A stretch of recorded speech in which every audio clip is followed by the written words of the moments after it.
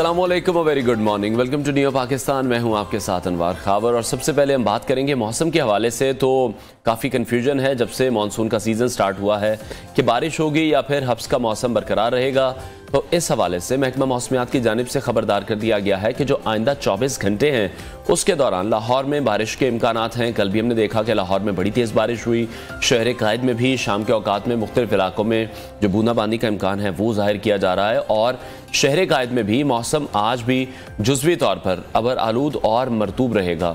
लाहौर शहर की अगर बात करें तो लाहौर शहर का जो मतला है वो अबर आलूद रहने का इम्कान बताया गया है। साथ ही साथ लाहौर का जो दर्जा हरारत है वो 31 डिग्री सेंटीग्रेड तक रिकॉर्ड किया गया है और जो ज़्यादा से ज़्यादा दर्जा हरारत है वो 36 डिग्री तक जा सकता है। अगर हम आलूदगी की बात करें तो हम आपके साथ ये खबरें शेयर करते रहे हैं कि जो लाहौर शहर था वो आलूदगी में सर फहरिस्त रह चुका है, लेकिन अब हम देख रहे हैं कि जो लाहौर शहर है वो आलूदा शहरों की फहरिस्त में 10वें नंबर पर आ चुका है। तो ये जो आलूदगी है इससे निपटने के लिए हम सबको जो एक कलेक्टिव एफर्ट है वो करने की भी बहुत ज़्यादा ज़रूरत है। हर चीज़ गवर्नमेंट पर डाल देना, हुक्मरानों पर डाल देना बिल्कुल दुरुस्त नहीं है। हमें चाहिए कि जो भी व्हीकल हम इस्तेमाल कर रहे हैं, वो बाइक है, रिक्शा है, गाड़ियाँ हैं या बसेस हैं, उसकी जो मेंटेनेंस है वो बहुत अच्छे तरीके से होनी चाहिए। खैर आगे बढ़ते हैं, इस पर मज़ीद डिस्कस भी करेंगे। शामिल करते हैं टॉप स्टोरीज।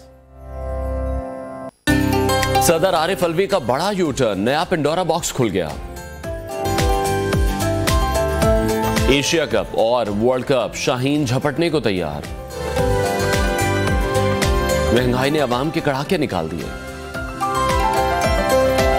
कायदे आज़म को ट्रिब्यूट और हमजा अमीन का बड़ा कारनामा भी होगा आज के शो का हिस्सा। और गुज़श्ता 2 दिनों में बहुत कुछ ऐसा हो गया जिसने हर किसी को हैरत में मुब्तला कर रखा है।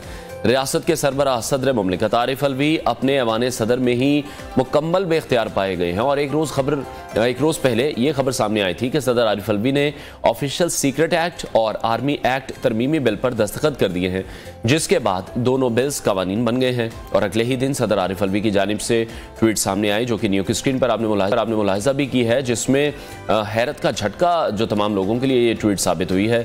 सदर मुमलिकत डॉक्टर आरिफ अलवी कहते हैं कि अल्लाह गवाह है, मैंने ऑफिशियल सीक्रेट एक्ट और आर्मी एक्ट तरमीमी बिल पर दस्तखत नहीं किए हैं। मैं ऑफिशियल सीक्रेट एक्ट और आर्मी एक्ट तरमीमी बिल से इत्तफाक नहीं करता, इसीलिए मैंने अपने अमले को कहा था कि बिल को बगैर दस्तखत के वापस भेज दिया जाए। सदर पाकिस्तान ने मजीद कहा कि मैंने अमले से काफ़ी बार इस हवाले से तस्दीक भी की कि बिल्स बगैर दस्तखत के वापस भेज दिए गए हैं और मुझे आज ये मालूम हुआ है कि मेरे अमले ने मेरी मर्जी और हुक्म को मजरू किया है। तो क्या ये इतना आसान है? दूसरी जानिब वज़ारत कानून और इंसाफ का कहना है कि मौजूदा केस में सदर ने आर्टिकल 75 की आईनी ज़रूरियात पूरी नहीं की और सदर ने जानबूझकर इस बिल्स की मंजूरी में ताख़ीर की। अब ये ताख़ीर क्यों की गई ये सदर मुमलिकत ही बता सकते हैं। बिलों को बगैर मुशाहिदे या मंजूरी वापस करने का जो रास्ता है वो आइन में नहीं दिया गया। सदर मुमलिकत का इक़दाम आइन की रूह के मुनाफी है। दूसरी जानिब ऑफिशियल सीक्रेट के कानून के बनने के बाद अटक जेल में कैद पीटीआई चेयरमैन को तोशाखाना केस के बाद अब साइफर में भी बाकायदा गिरफ्तार कर लिया गया है। और जो गिरफ्तारियों का एक नया सिलसिला है वो दोबारा से शुरू हुआ है, जिसमें शाह महमूद कुरैशी भी सामने आए हैं। वाइस चेयरमैन शाह महमूद कुरैशी ने इस्लामाबाद में प्रेस कॉन्फ्रेंस की, जिसके बाद FIA ने उन्हें हिरासत में ले लिया। उसके बाद हमने देखा कि असद उमर को भी साइफर केस में गिरफ्तार कर लिया गया, जबकि तहरीक इंसाफ की चंदा जमा करने की मुहिम का स्कैंडल भी सामने आया है जिसने पार्टी को हिला के रख दिया है। पाकिस्तान तहरीक इंसाफ के लंदन में कायम ग्रुप ने 10 लाख पाउंड चंदा जमा करने की मुहिम का ऐलान किया और PTI की जो कानूनी टीम है उसने बरतानवी टीम पर इमरान खान की रिहाई के नाम पर पैसे बनाने का इल्जाम आयद किया है। दूसरी जानिब साबिक वज़ीर आज़म शहबाज शरीफ नवाज शरीफ से मिलने लंदन रवाना हो चुके हैं, जहां पाकिस्तान की सियासत में कुछ अहम फैसले होने वाले हैं, क्योंकि इंतखाबात के हवाले से भी काफ़ी शोर हो रहा है। और अब देखने आने वाले दिनों में क्या खबरें इस वक्त सामने आती हैं। अब हम देख रहे हैं कि लंदन में अहम मुलाकातों का सिलसिला भी शुरू हो गया है। जब से हुकूमत गई है महंगाई के जो नए पहाड़ हैं वो वहाँ पर तोड़े जा रहे हैं।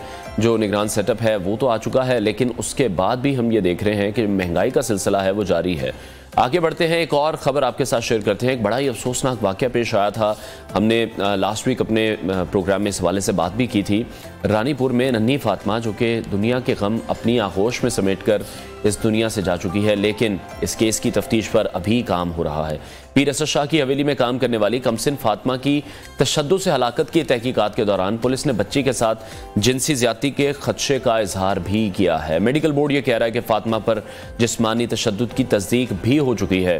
पुलिस की भारी नफरी पीर असद शाह की हवेली के बाहर तैनात की गई है, जहां जो मुलाजमीन हैं और जो दीगर अफराद हैं उनका DNA किया जाएगा। SSP रोहेल खोसो का कहना है कि हवेली में काम करने वाली बच्चियां महसूर हैं और वो बाहर निकलना चाहती हैं, तो अगर वो महसूर हैं और जो वहां पर अभी SSP साहब मौजूद हैं तो वो फिर किस बात का इंतजार कर रहे हैं? इन बच्चियों को कब छुड़ाया जाएगा, कब कानून हरकत में आएगा? चाइल्ड लेबर कवानीन के तहत इन तमाम लोगों के खिलाफ कब कार्रवाई होगी? पूरे सिंध में जो वडेरा सिस्टम है, जो पीरों का सिस्टम है, वहां पर छोटे बच्चे उनके घरों में मुलाजमतें करते दिखाई देते हैं और ये बात सोशल मीडिया पर, मेन स्ट्रीम मीडिया पर हम बार बार बता चुके हैं, लेकिन पुलिस की जानिब से कार्रवाई नहीं की जाती। तमाम बच्चों को निकालकर घरों तक भेजा जाएगा, SSP साहब इस हवाले से कह रहे हैं। हमारे कॉरेस्पॉन्डेंट हैं आबिद जफर तूर, उन्होंने हमें ज्वाइन किया, उनसे इस हवाले से मजीद बात करेंगे। आबिद, पहले हमने देखा कि पुलिस की जानिब से बड़ी गफलत की गई और अभी इस हवाले से उन पर कार्रवाई भी की जा रही है। इस केस में अभी तो खासी पेशरफ्त हो रही है क्योंकि मीडिया में बहुत ज्यादा हाईलाइट है। जब तक कोई खबर मीडिया में नहीं आती तब तक उस पर कोई एक्शन नहीं होता। मुल्जिम असद शाह तो गिरफ्तार है। अब बच्ची से जिनसी ज्यादती का खदशा भी जाहिर किया गया है। अभी इस केस में क्या अपडेट है?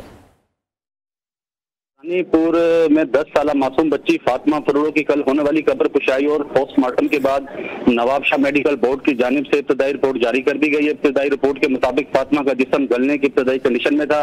फातिमा का चेहरा एक तरफ से नीला और दूसरी जानिब से हरा हो चुका था। फातिमा के जिस्म पर तशद्दुद के निशानात मौजूद हैं। आंख, कमर, पेशानी, पैर, घुटना और हाथ पर निशानात थे। इब्तदाई रिपोर्ट में मैं आपको बताता चलूं, कुछ उर्जा को माइक्रोबायोलॉजी के लिए भेजा गया है। इब्तदाई रिपोर्ट में नस्वानी पोशीदा हिस्सा पर लाल उभार था, जहां का पानी देकर माइक्रोबायोलॉजी के लिए भेजा गया है। जबकि इब्तदाई रिपोर्ट में यह भी बताया गया है जिसमें बच्ची के साथ जिनसी ज्यादती और तशद्दुद के निशानात सामने आए हैं। दूसरी जानिब FIR में नामजद मरकजी मुल्जिम और हवेली के मालिक सैयद असद शाह का गुज़िश्ता रात गंबट गिम्स अस्पताल में DNA टेस्ट, दीगर टेस्ट किए गए थे। आज सुबह फिर असद शाह को गंबट अस्पताल ले जाया गया था। दूसरी जानिब पुलिस जराये और SSP खैरपुर का कहना था कि आज जो हमें रिपोर्ट मसूल हुई है जिसमें तशद्दुद और ज्यादती की तस्दीक हो गई है। पोस्टमार्टम की हतमी रिपोर्ट कुछ दिन बाद आ जाएगी।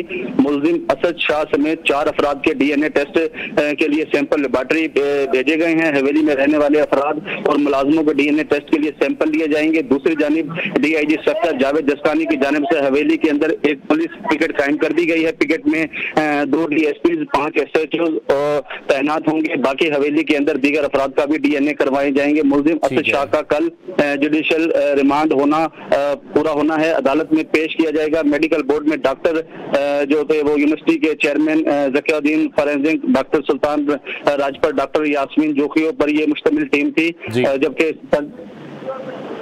अभी इस हवाले से भी बताइएगा कि मजीद गिरफ्तारियां हुई अभी कोई? जी, अभी तो मजीद गिरफ्तारियां कोई अमल में नहीं आई हैं, लेकिन उनके जो अंदर हवेली के जो उनके मुलाजमीन थे और असद शाह जो मरकजी मुल्जिम हैं उनके जो वो DNA टेस्ट वगैरह लिए गए हैं। जो गिम्स हॉस्पिटल है यहाँ पर सिंध का जो सबसे बड़ा हॉस्पिटल है, वहाँ पे इनके जो है वो सैंपल लिए गए हैं।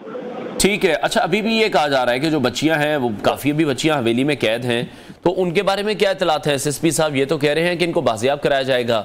कितनी बड़ी ये हवेली है, क्यों इतना वक्त लग रहा है इस कार्रवाई में? बच्चियां अभी तक क्यों बाजियाब नहीं हो सकी? जी, उनके बारे में इतलाह ये है कि रात को SSP खैरपुर रोहेल खोसो ने जो है ना वो वहाँ पे रेड किया है इनकी हवेली में और पिकेट भी कायम की हुई है। वहाँ पर इन्होंने वो जराये से मालूम हुआ है कि 4 बच्चियां इन्होंने जो ना बाहर कराई हैं। जो इन्होंने इसको वो तस्वीर भी शेयर की थी, वीडियो में मौसूल नहीं हो सकी, वो तस्वीर शेयर की थी और आप देख सकते हैं जो वीडियोज हमने भेजी है न्यों को, तो वो उसमें जो है ना वो पिकेट कायम कर दी गई है और जो है ना वो थोड़ी वक्त के बाद वो वहाँ पर जो वो छापे मारे जा रहे हैं, कुछ ना कुछ नया सामने आ रहा है। जी ठीक है। अच्छा, मरकजी मुल्जिम जो असद शाह हैं उनकी अहलिया ने भी जमानत ले रखी है, तो क्या अभी तक ये कंफर्म हो सका है कि जो नन्ही फातिमा है उस पर तशद्दुद कौन करता रहा है?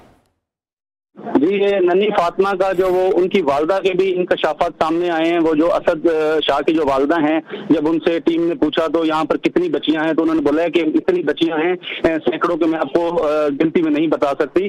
और उनकी वालदा ने कई ऐसे इंकशाफात किए कि यहाँ जो है ना उनके साथ मतलब यहाँ पर उन्हें मारा भी जाता रहा, उन पर तशद्दुद भी किया जाता रहा, लेकिन वहाँ पर जो है ना वो अकेली उनकी वालदा होने के बावजूद उनके कोई और दीगर जो मुलाजमिन नहीं थे, जो आस पास में रहने वाले जो लोग लोग थे, वहाँ के रिहायशी थे, वो पुलिस की तफ्तीश की वजह से इलाके से रूपोश हैं। जी ठीक है आबिद, आपने देखा जब ये केस मीडिया पर सामने आया या सोशल मीडिया पर ये सीसीटीवी फुटेज सामने आई, उसके बाद से हम ये सुनते आ रहे हैं कि जो असद शाह है उसको तो बड़ा प्रोटोकॉल दिया जा रहा है पुलिस की जानिब से। इस तरह के जो ताकतवर लोग हैं, बासर अफराद हैं, वो इस तरह के जराइम वहां पर करते पहले भी हमें दिखाई दिए हैं, उनके खिलाफ कार्रवाई ठीक तरीके से नहीं होती, तो आपको लग रहा है अभी जो तहकीकात हो रही हैं वो शफाफ हैं?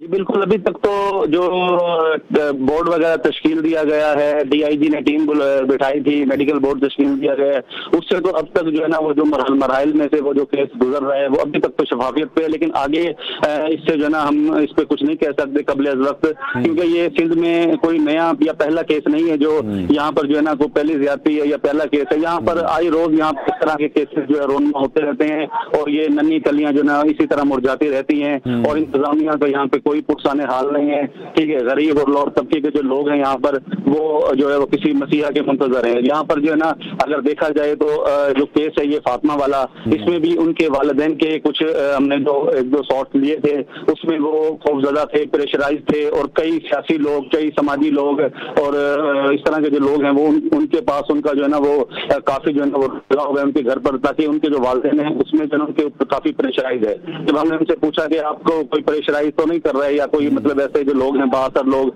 जो असद शाह है, उन्होंने बोला जी हमें खतरा तो है, हम कच्चे के इलाके में बैठे हैं, ना हमारी चार दीवारी है, जो हालिया बारिशें हुई थी जो उसमें मकानात गिर गए थे उनके, वो कहते हैं हम टेंट लगा के बैठे हैं, हम लोअर से भी लोअर तबके के लोग हैं, हमारे पास एक टाइम का खाना है, एक टाइम का खाना नहीं भी है, तो हमारे पास तो केस के भी पैसे नहीं है। बाकी तो जो सियासी समाजी और जो वकला तंजीमें उन्होंने तो वो फातिमा का केस जो है वो फ्री में लड़ने की भी जो ना उन्होंने वो उनको उनके वालिदैन को जो ना पेशकश की है, लेकिन वो गरीब हैं और मैं समझता हूं कि वहां पर इनको प्रोटेक्शन दी जानी चाहिए, लेकिन जो अब तक इंतजामिया नाकाम है। तो आबिद, अभी जो उस इलाके के एमएनए मौजूद हैं, कोई एमपीए मौजूद हैं, तो क्या वो मिलने आए हैं उसके फातिमा के वालिदैन से? कोई मदद किसी ने वहां पर उन्हें ऑफर की है? जी बिल्कुल, काफी पुलिस पार्टी की क़यादत मिलने आई है। कल डॉक्टर मेहरीन भुट्टो आई हैं यहाँ पर खानवान के जो है जहाँ पर नन्ही फातिमा का ये वाकया रोनमा हुआ है, जहाँ की रहायशी है, वहाँ के साबिक़ा एमएनए सैयद इब्रार अली शाह वो आए हैं। इनके अलावा जो रानीपुर के जो पीर कासिम शाह हैं वो आए हैं, वो असद शाह की फैमिली में से नहीं है लेकिन वो दूसरे पीर हैं, वो भी आए हैं। लेकिन मकसद आए तो काफी है, लेकिन उन्होंने अभी तक सिवाय दवा के और कोई ताज़ियत के उन्होंने कोई उनको ना कोई अभी तक कोई मतलब उनको फैसिलिटीज प्रोवाइड की है, ना उनको कोई प्रोटेक्शन प्रोवाइड की है।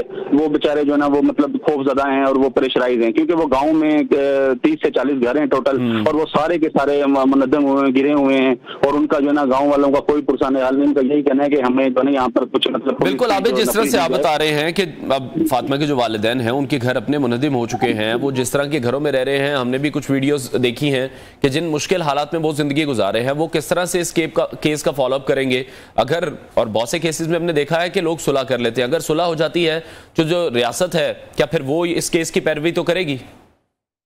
जी बिल्कुल, ये अवामी तहरीक के अयाज लतीफ अली जो हैं बैरिस्टर हैं, इन्होंने भी कल एक ट्वीट किया और वो मीडिया पे ये खबरें गर्दिश कर रही थी कि वो केस जो फातिमा का है वो उन्होंने बोला कि मैं लड़ने के लिए तैयार हूँ। फातिमा के वालिदैन जो हैं, इस तरह के काफी सियासी और समाजी लोग हैं जो मतलब उसके हमायत में एहतजाज भी हो रहे हैं और मुल्ज़िम असद शाह के खिलाफ वो सड़कों पर निकल पड़े हैं। रानीपुर में, खैरपुर में, निशोर फरोज में, महरापुर में, कई पूरे सिंध के अंदर जो है ना वो खबर जो है ना वो जंगल की आग की तरह फैल गई है और वो इंसाफ दिलाने के लिए काफी जो सोशल एक्टिविटीज हैं वो भी आगे आ गए हैं। तो वो केस का तो इनका मसला हल हो गया है, लेकिन वो घर वगैरह हैं, वो मुनद्दिम हैं, वो भी गवर्नमेंट जो है एकदम अभी आपको पता है निगरान सेटअप सारा चल रहा है, तो इसमें थोड़ा सा इनको मुश्किलात हैं। और आगे फिर वो मौसम की भी बड़ी चेंजिंग है, वो जो ना मतलब सर्दियों में मौसम सरमा में जो ना बड़ी मुश्किलात का सामना करना पड़ेगा। हमारे पास कोई नहीं है, वो बासर हैं और उनको जो है ना वो जो जहाँ पर मुल्जिम को रखा गया वहाँ पर उनको शाना प्रोटोकॉल भी दिया जा रहा है, क्योंकि जराये से मालूम हुआ है। और वो जो हिना जो बेगम है इनकी असद शाह की जो मरकजी मुल्ज़िम की, वो जराये से ये भी मालूम हुआ है कि वो 7 दिन की अबूरी जमानत पर थी और सुनने में ये आया है कि वो कहीं फॉरेन कंट्री की तरफ जो है ना वो चली गई। जी ठीक है आबिद, ये भी बताइएगा सिंध के जो मुख्तलिफ इलाके हैं, जिस तरह से हम बात करें, इस तरह के बहुत से ताकतवर और बास अफराद मौजूद हैं जिनके यहाँ कम उम्र बच्चे और बच्चियां काम कर रहे हैं, तो इस हवाले से कोई एक्शन ले रही है पुलिस? एक बड़े पैमाने पर कोई ऑपरेशन किया जाएगा कि जहां जहां पर ये बच्चे या बच्चियां मौजूद हैं उन्हें भी बाजियाब किया जाए? जी बिल्कुल, ये कोई सिंध में कोई पहला कोई ऐसा कोई नहीं हुआ है कोई यहाँ पर बच्चियों को मतलब के 2 वक्त के खाने के लिए पीरों के हवाले, वडेरों के हवाले कर दिया जाता है, क्योंकि यहाँ पर जो तालीम की जो शरह है वो बहुत कम है। यहाँ पर लोग भी अपने बच्चों को, जो देहात के लोग हैं, वो मतलब स्कूल में कम जो है ना वो मतलब दाखिल वगैरह करवाते हैं, तो वो फिर बच्चे जो ज्यादा तादाद में होने की वजह से फिर वो इस तरह करते हैं कि अपने ये जो वडेरे होते हैं या जो पीर होते हैं उनकी तरफ जो है ना वो अपना उनके हाथ में हाथ दे के आ जाते हैं। फिर उनको नहीं पता कि वो पीर उनके साथ क्या करता है और क्या उनकी दीन और दुनिया होती है, फिर उनके साथ क्या होता है, क्योंकि फिर वो इस तरह के वाक़या जब रोनमा होते हैं फिर सोशल मीडिया फिर जो है उनको ये मालूम होता है। बाकी सिंध में कोई ऐसा कोई नया कोई वो नहीं है कि पहला ये कारनामा हुआ है या कोई। ठीक है, नुमाइंदा न्यू न्यूज़ रानीपुर आबिद जफर तूर हमारे साथ इन कॉन्वर्सेशन थे। ब्रेक लेते हैं, ब्रेक के बाद आपको दोबारा ज्वाइन करेंगे, साथ रहिए।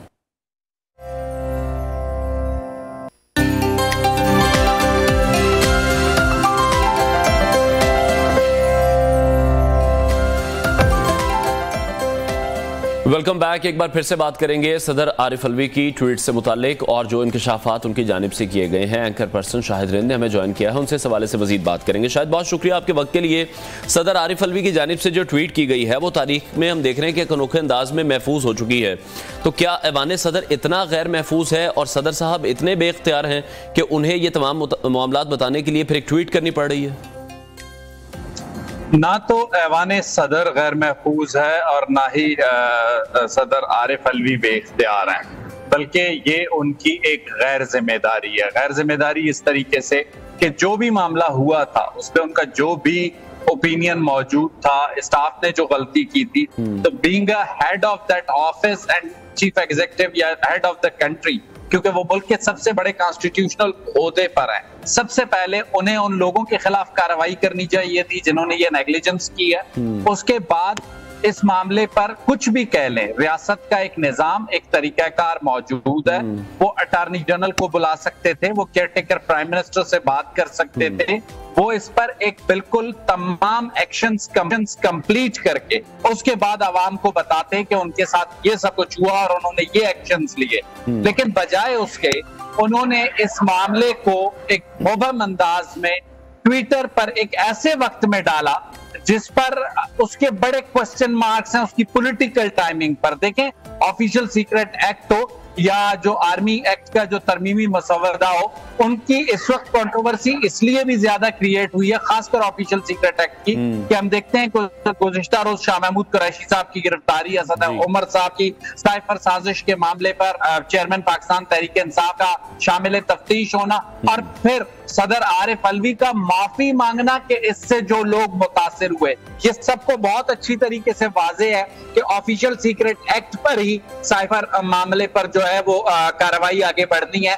तो प्रेसिडेंट आरिफ अलवी ने एक कॉन्स्टिट्यूशनल हेड या एक मुल्क के सरबराह के तौर पर बिहेव नहीं किया, उन्होंने उस सियासी जमात के पॉलिटिकल वर्कर के तौर पर बिहेव किया जिससे उनका ताल्लुक था। इसी तरह उनके जो चेयरमैन है पार्टी के, उन्होंने शायद यही तनकीद उन पर की जा रही है कि ये इस तरह पहले भी बहुत बार हो चुका है कि पाकिस्तान तहरीक इंसाफ के सदर होने का वो सबूत देते हैं, सदर मुमलिकत का वो सबूत नहीं देते। देखिए, यही प्रॉब्लम है। और जो मेरे हिसाब से जो कुछ साइफर साजिश पार्ट 1 था चेयरमैन पाकिस्तान तहरीक इंसाफ का, ये जो है ट्वीट जिसे कहते हैं कंस्पिरेसी, उसका पार्ट 2 है। और इन सबकी टाइमिंग्स बहुत इंपॉर्टेंट है। जिस वक्त प्रेसिडेंट अलवी का ये ट्वीट आता है, अभी तक हम उसको जर्नलिस्ट वेट कर रहे थे कि इसके असरात क्या होंगे, इसके इम्प्लीकेशंस क्या होंगे, अभी हम उनको जज नहीं कर पाए थे। हमने देखा कि पाकिस्तान तहरीक इंसाफ का एक पूरे सफे का प्रेस रिलीज आ चुका था, और ना सिर्फ प्रेस रिलीज बल्कि उसके बाद हमने ये देखा कि पीटीआई के जो भी लीडर मफरूर है या रोबोश हैं, उनकी जानिब से बैनुल अक़वामी जो सफीर हैं या जो बैनुल अक़वामी सतह पे अहम शख्सियात हैं, उनको टैग करके ट्वीट किया जाना। तो ऐसा लगता है कि एक पूरी तैयारी के साथ ये मूव की गई है, और अब इस मामले का प्रॉब होना बहुत जरूरी है। कॉन्स्टिट्यूशन के जो आर्टिकल 75 है, वो बिल्स के मामले पे बहुत क्लियर है कि 10 दिन तक अगर प्रेसिडेंट ने उसे वापस पार्लियामेंट नहीं भेजा या उस पर दस्तखत करके मोहर सख्त नहीं की, तो दोनों सूरतों में उसने कानून बन जाना है। तो प्रेसिडेंट के पास कोई तीसरा ऑप्शन मौजूद नहीं था। और अगर चले प्रेसिडेंट ये कहते हैं कि उन्हें मिसगाइड किया गया, पहला बिल उन्हें 2 तारीख को मौसूल हुआ जिसकी डेडलाइन 10 दिन के हिसाब से 12 अगस्त थी। दूसरा बिल उन्हें 8 तारीख को मौसूल हुआ तो उसकी डेडलाइन 18 अगस्त थी। लेकिन प्रेसिडेंट का रिस्पांस 20 अगस्त के बाद आता है। तो टाइमिंग गुजार के उसके बाद पॉलिटिकल गेन के लिए ट्वीट किया गया। ठीक है, और ये भी इस हवाले से कहा जा रहा है कि उनकी जानिब से डिले जो किया गया है उसमें थोड़ी सी बदनीयती भी नजर आ रही है कि ये हुकूमत घर चली जाएगी तो फिर इन बिल्स के हवाले से बात होगी। देखिए, लाजमी सी बात है, उन्होंने टाइमिंग को इससे पहले भी बड़ा कैलकुलेट किया है। ये पहली मर्तबा नहीं है। उन्होंने जब एक कॉन्स्टिट्यूशनल तरीके से पीडीएम की जमातों ने पाकिस्तान तहरीक इंसाफ की हुकूमत का खात्मा किया तो उसके बाद उन्होंने सबसे पहली जो उनकी आईनी जिम्मेदारी थी प्राइम मिनिस्टर ऑफ पाकिस्तान से हल्फ लेना, उससे उन्होंने इज्तनाब किया। उसके अलावा कई ऐसी लेजिस्लेशन थी जिस पे पार्लियामेंट की अथॉरिटी को उन्होंने मानने से इनकार किया और इस बार भी उन्होंने यही कोशिश की। लेकिन उनसे जो कैलकुलेटेड मेरे हिसाब से गलती हुई वो इस मामले को ट्विटर या सोशल मीडिया टाइमलाइन पर लाना है और जब कभी भी इस मामले की तहकीकात होंगी तो ये मामला भी ज़ेरे बहस आएगा। क्या एक आईनी ओहदे पर मौजूद सरबराह मुमलिकत को अपने हल्फ का पास रहा? क्या उन्होंने इस मामले को बगैर किसी रियासती मशीनरी के या हुकूमत के या रियासत से जुड़े लोगों के इल्म में लाए बगैर सोशल मीडिया की जीनत बनाया जिससे मुल्क की सुबकी हुई? तो फिर क्या उन्होंने अपने हल्फ की पासदारी की? ये बहुत से सवालिया निशान है जिनके जवाब आने वाले दिनों में। ठीक है, बहुत शुक्रिया एंकर पर्सन शाहिद रिंद हमारे साथ इन कॉन्वर्सेशन थे। अभी हमें ज्वाइन किया सिका शौकत पराचा साहब ने, उनसे इस हवाले से मजीद बात करेंगे। पराचा साहब, आप हमें सुन पा रहे हैं? जी, आपकी आवाज आ रही है। ठीक है पराचा साहब, आपसे मैं यही जानना चाहूंगा, जिस तरह से मैंने शाहिद से भी पूछा, क्या ऐवान सदर इतना गैर महफूज है या सदर साहब इतने बेख्तियार हैं कि उन्हें ट्वीट का सहारा लेना पड़ता है? फिर क्या फायदा ऐसी नौकरी करने का? बड़ी मेहरबानी, आपने जो सवाल किया है तो यही सवाल इन डिफेंस ऑफ प्रेसिडेंट, यही सवाल ही आपके सवाल का जवाब है कि कहीं तो नहीं कि सदर को निकाला जाना मकसूद है और 8 सितंबर को सदर की वैसे भी मुद्दत खत्म हो रही है। आइन के मुताबिक जब तक नया सदर नहीं आता तो मौजूदा सदर भी हो वो बरकरार रहेंगे। लेकिन चूंकि इतना बड़ा तनाज़ा हो गया तो इसके बाद सदर का रहना वैसे भी नामुमकिन नजर आ रहा है। और कल से जो बयानात आ रहे हैं स्पेशली नून लीग के रहनुमाओं के 1, 2, 3, 4, 5, 6, 7 रहनुमाओं के बयानात आए तो उनके मुताबिक तो यही है कि फिर सदर ममलिकत इधर ना रहे।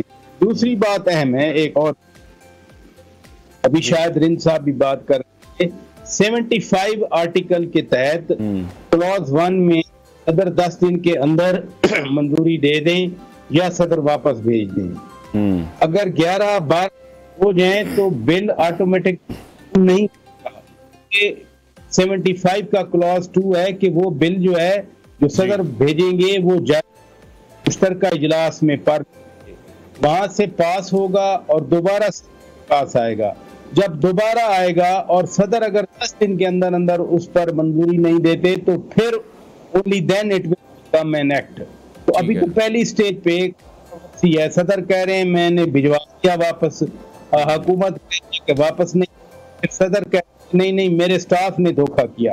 बेहतर यह है कि सदर एक और आज ट्वीट करें, वो ट्वीट में बताएं कि फलां ऑफिशियल को इतने बड़े ओहदे के ऑफिसर हैं, वो चाहे 22 ग्रेड के हैं या 21वें ग्रेड के एडिशनल सेक्रेटरी हैं या 20 ग्रेड के ज्वाइंट सेक्रेटरी, क्योंकि सदर ममलिकत अपने चाय वाले को तो कहेंगे नहीं, वो अपने पियान को कहेंगे नहीं, वो अपने चपड़ासी को कहेंगे नहीं, वो अपने एसओ को भी नहीं कहेंगे। जो एक मनसब के मुताबिक जो ऑफिशियल उनके साथ डील करते हैं सदर ममलिकत को कहेंगे। सदर ममलिकत के पास कोई रिटर्न भी है कि मैंने ये लिख के वापस किया है। सदर ममलिकत का एक ट्वीट उसने पाकिस्तान की सियासत ही नहीं दुनिया भर में पाकिस्तान की है। बिल्कुल पराचा साहब, जिस तरह से आप कह रहे हैं वाने सदर कोई मामूली जगह नहीं है, वहां पर आईनी मामलात की पूरी एक ब्रांच मौजूद होती है। सदर मुमलिकत ने इस तरह की ट्वीट करके पूरे निजाम पर एक सवालिया निशान लगा दिया है। अगर उन्हें बिलों से इख्तलाफ था तो बर वक्त उन्होंने ये क्यों एतराजात क्यों नहीं लिखे? हाँ या ना के बगैर बिल वापस भेजने का क्या कोई मकसद होगा? और जिस तरह से हम देख रहे हैं कि पूरे निजाम को ही उन्होंने स्टेक पर रख दिया है। एक्चुअली जिन हालात में हम गुजर रहे हैं उन हालात में हमें इस तरह की बातों की तवक्कुआत रखना चाहिए। मसलन एक पूरी की सर्वाइवल एट स्टेक है, एक बहुत बड़े बुत को जो 12 साल में बनाया गया, अब वो बुत तोड़ने का वक्त है, तो उस बुत को जो बनाने वाले थे वो बेशक अब दफ्तरों में नहीं होंगे, वो रिटायर हो चुके होंगे, उनकी अपनी भी सर्वाइवल एट स्टेक है। तो जब आधी आबादी यहाँ से डिस्टर्ब है और आधी आबादी को इस डायरेक्शन में लेकर जाने वाले बहुत ही डिस्टर्ब हैं, उनकी सर्वाइवल एट स्टेक है, तो फिर इस तरह की चीजों की तवक्कुआत रखनी चाहिए। मैं एक जर्नलिस्ट हूँ, मैंने इस तरह के बहुत अदवार देखे। इस तरह के जस्टिस रफीक तारड़ को भी ऐवान सदर से भेजा गया था, उनकी मुद्दत भी अभी मौजूद थी। हालात अपने रिपीट कर, तो इसका मतलब आप ये कह रहे हैं कि जो कुछ भी हो रहा है वो एज एक्सपेक्टेड था। एक्सपेक्टेड ना भी हो, लेकिन यह है कि ऐसा होना करीने क्यास भी नहीं है, क्योंकि टर्मोइल है, डिस्टर्बेंस है, इलेक्शन नहीं हो, 90 दिन के अंदर पंजाब असेंबली के इलेक्शन नहीं हुए, ऊपर से सुप्रीम कोर्ट ऑर्डर आया कि 14 मई को कराएं, फिर भी नहीं हो, तो क्या हो गया? आईनी प्रोविजन का काम ना हुआ, सुप्रीम कोर्ट का ऑर्डर कंप्लाई ना हुआ, क्या हुआ? कुछ भी ना हुआ। तो ये हालात पाकिस्तान के खुद चीफ जस्टिस ने एक दिन कहा था ना कि हौसला और बर्दाश्त की जरूरत है, तो सदर आरिफ अलवी साहब हौसला और बर्दाश्त है कि इस तरह का उन्होंने ट्वीट किया। उन्होंने खुद ही बता दिया आखिरी हिस्से में कि जी वो जो लोग इन कवानीन से मुतासर हो रहे हैं या होंगे, मैं मादरत करता हूँ। दैट मीन्स के सदर आरिफ अलवी साहब को कंफर्म है कि हाँ वो बिल जो है वो कानून का दर्जा हासिल कर चुके हैं, और उसमें गिरफ्तारी हुई, दूसरी गिरफ्तारी डाली गई और तीसरी गिरफ्तारी कल हो गई। तो ऑफिशियल सीक्रेट एक्ट और मिलिट्री एक्ट के अंदर गिरफ्तारियां शुरू हो चुकी, इसलिए तो सदर आरिफ उससे माफी मांग रहे हैं, और इनका कॉन्सिक्वेंस वो सदर आरिफ अलवी साहब के लिए बड़ा डिस्टर्बिंग है। और राजा साहब यही हम डिस्कस कर रहे थे कि शुरू से हम देखते आए हैं जो सदर मुमलिकत हैं वो पाकिस्तान तहरीक इंसाफ के सदर का रोल ज्यादा निभाते हमें नजर आए हैं, और इसका मतलब भी हमें साफ यही नजर आ रहा है कि सदर पाकिस्तान ने बिलों को वापस करने में जो ताखीर है वो भी इसीलिए की ताकि पार्लियामेंट तहलील हो जाए, और फिर जो पार्लियामेंट है वो दोबारा इन बिलों की मंजूरी ना कर सके, तो शायद फिर इसीलिए बिलों पर दस्तखत नहीं किए गए। असल में कुछ हमारे सिस्टम में डुप्लिसिटी है। मसलन एक दिन पहले आरिफ अलवी पार्टी के सेक्रेटरी जनरल थे, पीटीआई ने उन्हें सदर बनाया, तो मैं अब तवक्को करूं कि वो पीटीआई वाला वो पुर्जा निकल जाएगा और बिल्कुल ही वो यानी उस कोई एक चिप और डाल देंगे। राजा परवेज अशरफ साहब जो है वो नेशनल असेंबली के स्पीकर हैं, तो मैं को कहूं कि पीपल्स पार्टी के साथ लॉयल्टी वाली चीज निकल जाएगी। मियां शहबाज शरीफ के जो रहनुमा सदर थे और वो वजीर आजम बने, तो ये जो पॉलिटिकल पार्टी जिस आइडियोलॉजी के साथ वो रहे तो वो निकाली नहीं सकती। उनकी first loyalty is always to their party. ये यानी कह देते हैं कि जी गैर जानिबदारी हो, फॉर प्रैक्टिकल पर्पसेस ये पॉसिबल ही नहीं है। तो अभी भी जो 2 दिन उन पे सदर ने ये जो 2 दिन लगाए, मसलन एक दिन पहले ही खबर कि सदर ने साइन कर दिए हैं, वो पूरा दिन गुजरा, दूसरा दिन गुजरा, तो सदर साहब का जो रिएक्शन था वो तो उसी वक्त होना चाहिए था। अपने प्रेस वालों को बुलाते, अपने लीगल विंग वालों को बुलाते, उनसे कहते कि ओहो ये क्या आ रही हैं खबरें, फौरन तरदीद की जाए। 2 दिन लगे, कोई तरदीद नहीं आई। राजा साहब, पाकिस्तान तहरीक इंसाफ के जो सपोर्टर्स हैं, जो फॉलोअर्स हैं, जब हम सोशल मीडिया पर देख रहे हैं तो वो तो बड़ी शाबाश दे रहे हैं सदर मुमलिकत को ये करने पर। पाकिस्तान तहरीक इंसाफ चेयरमैन के हवाले से वो लिख रहे हैं, सदर मुमलिकत के हवाले से वो ये लिख रहे हैं कि ये वो 2 लोग हैं जो सिस्टम में रहकर सिस्टम को एक्सपोज कर रहे हैं। ये सिस्टम को एक्सपोज कर रहे हैं या डीरेल कर रहे हैं? सिस्टम को डीरेल तो उसी दिन किया कासिम सूरी ने, जब कासिम सूरी ने हटकर वो करारदाद अदम एतमाद वाली उसको आर्टिकल 5 के अंडर सिक्योरिटी ऑफ पाकिस्तान से मुंसलिक करके तो उसको रिजेक्ट कर दिया। और आपने देखा कि उस वक्त के वजीर आजम चेयरमैन पीटीआई की वो एडवाइस भी सदर के पास पहुंची हुई थी और सदर मुमलिकत ने फौरन ही असेंबली डिसॉल्व कर दी, जिसे सुप्रीम कोर्ट ऑफ पाकिस्तान ने अपनी जजमेंट में आइन की खिलाफ वर्जी करार दिया। गैर आईनी करार नहीं दिया, बल्कि सुप्रीम कोर्ट का this is blatant violation of the constitution of Pakistan. जिन लोगों ने खिलाफ वर्जी की थी उनके खिलाफ उस वक्त आर्टिकल 6 इन्वोक नहीं हुआ, और प्रोबेबली इनकरेजमेंट हुई कि जब सुप्रीम कोर्ट ने 90 दिन का पंजाब असेंबली का इलेक्शन कराने का हुक्म दिया, उस पर भी कोल्ड शोल्डर थे और उस पर भी आर्टिकल 6 इन्वोक नहीं हुआ जी। तो ये जो आज हम कहें कि जी ये पार्टी की लाइन टो कर रहे हैं, पार्टी की लाइन तो शुरू कर रहे हैं क्योंकि इनकी पार्टी ने ठीक है पाकिस्तान नामजद किया और मुंतखब भी करवाया। ठीक है पराचा साहब, अभी हम देख रहे हैं कि ऑफिशियल सीक्रेट एक्ट के तहत जो गिरफ्तारियों का एक नया सिलसिला है वो शुरू हुआ है, जिसके तहत चेयरमैन पीटीआई जो कि पहले ही अभी कैद में है, उनको फिर से इस हवाले से भी उनकी गिरफ्तारी डाल दी गई है। शाह महमूद कुरैशी की अगर बात करें, असद उमर भी गिरफ्तार हो चुके हैं। ये मामला आप क्या देख रहे हैं, अब किस तरफ जा रहा है? ये जो कॉन्सिक्वेंस है ना इस कानून का, यही वरीसम है फॉर पीटीआई लीडरशिप। मसलन ऑफिशियल सीक्रेट एक्ट को साइफर के तनाजुर में अगर आप देखें तो cipher is a highly sensitive, highly secret document. वो न सिर्फ शेयर किया गया, खुद चेयरमैन पीटीआई ने कहा कि जी वो तो गुम हो गया है कहीं, फिर इंटरसेप्ट एक वेबसाइट पे वो पूरा का पूरा रिप्रोड्यूस करा के स्टोरी छापी गई। अब कॉन्सिक्वेंस यानी नतीजा जो इस लॉ के अंडर चेयरमैन पीटीआई की गिरफ्तारी है वो तो सीधा सीधा कोर्ट मार्शल, वो तो मिलिट्री कोर्ट में, तो उससे बचने के दरमियान में कूदे हैं, क्योंकि ऐसा खाना केस की अभी इसी हफ्ते बेल की एप्लीकेशन पर समाअत होनी है। तो अगर ऐसा खाना में उनकी हो जाती है तो चेयरमैन बाहर आ जाएंगे। अब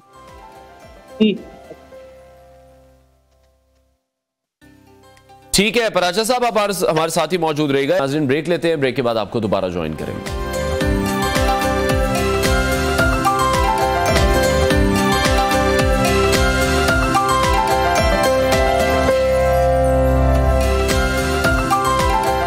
वेलकम बैक। एक बार फिर से बात करेंगे सीनियर तज़ियाकार शौकत पराचा साहब हमारे साथ लाइन पर मौजूद हैं। पराचा साहब, ब्रेक से पहले हम बात कर रहे थे गिरफ्तारियों से मुतालिक, जिस तरह से दोबारा से शाह महमूद कुरैशी को गिरफ्तार किया गया है, असद उमर गिरफ्तार हो चुके हैं ऑफिशियल सीक्रेट एक्ट के तहत। तो आपको लग रहा है, तासुर यही दिया जा रहा है कि शायद ये गिरफ्तारियां इसलिए हुई हैं कि पाकिस्तान तहरीक इंसाफ के जो चेयरमैन हैं उनसे कोई मामला तय किए जाएंगे, इसलिए इन दोनों को दोबारा से गिरफ्तार किया गया है?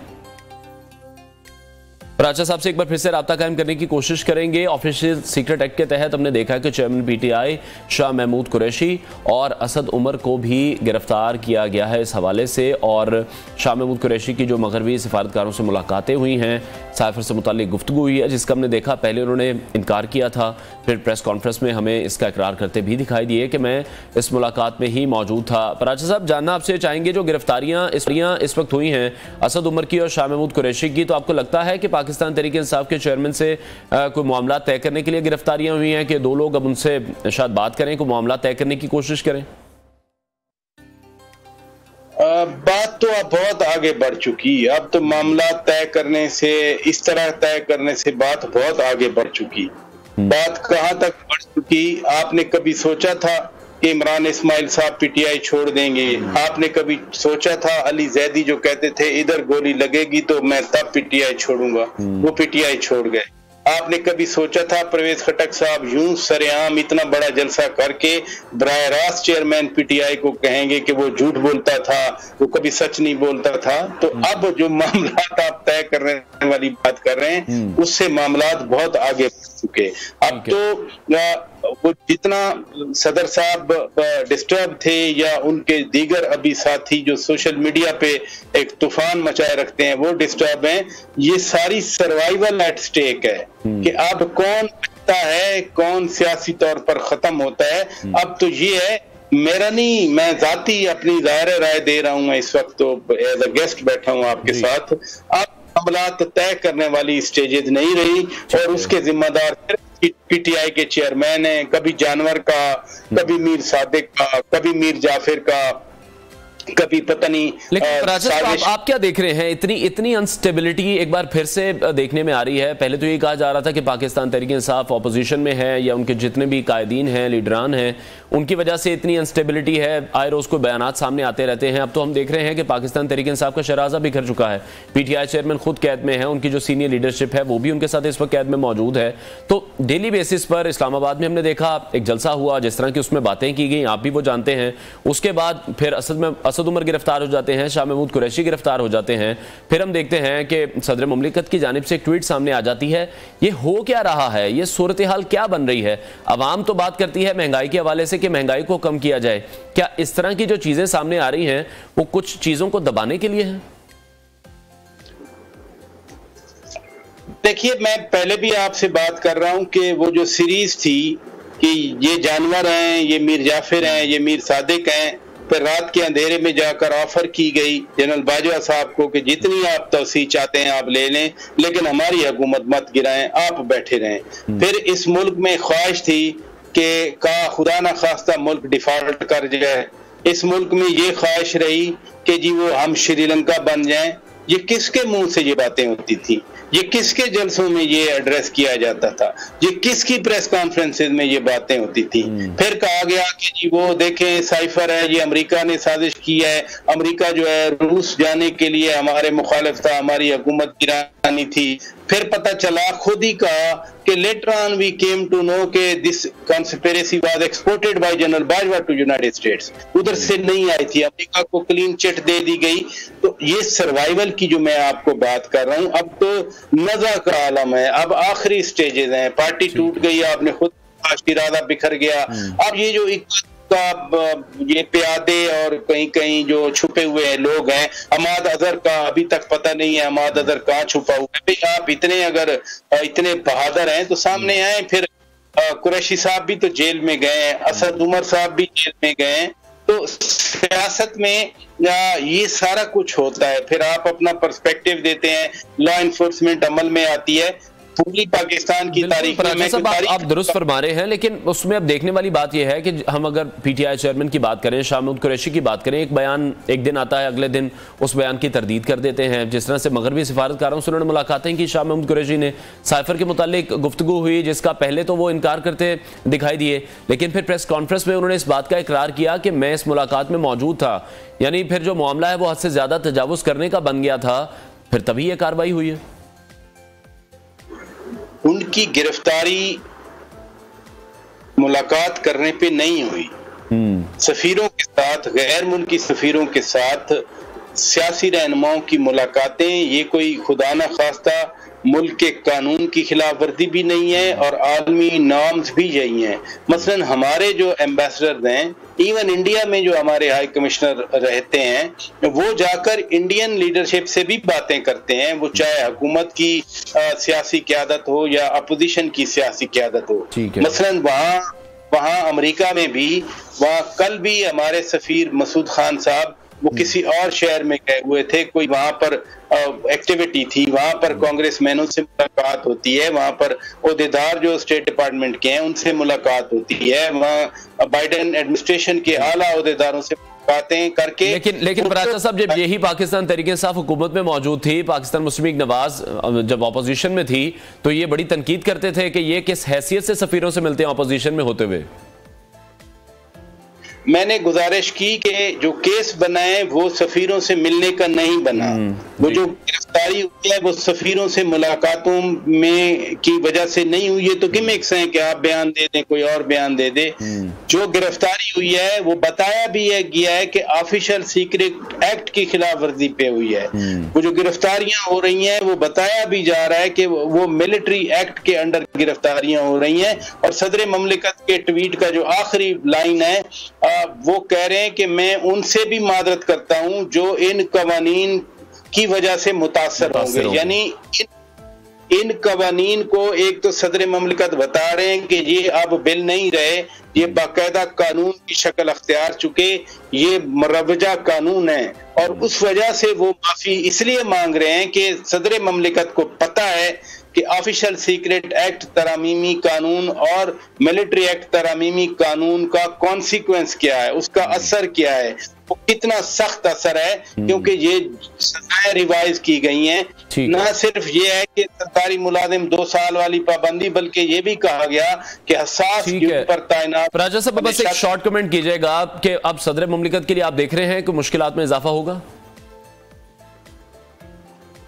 देखिए, जितनी कंट्रोवर्सी चली है इसमें तो 8 सितंबर के बाद जो सदर की वैसे मुद्दत खत्म हो रही है, लेकिन आइन के मुताबिक वो कंटिन्यू कर सकते हैं जब तक नए सदर आए। लेकिन अब इस कंट्रोवर्सी के बाद सदर का जारी रखना मेरे हिसाब से बहुत मुश्किल होगा। ठीक है, बहुत शुक्रिया सीनियर तजिया का शौकत पराचा हमारे साथ इन कॉन्वर्सेशन थे। ब्रेक लाइन्स के बाद आपको दोबारा ज्वाइन करेंगे।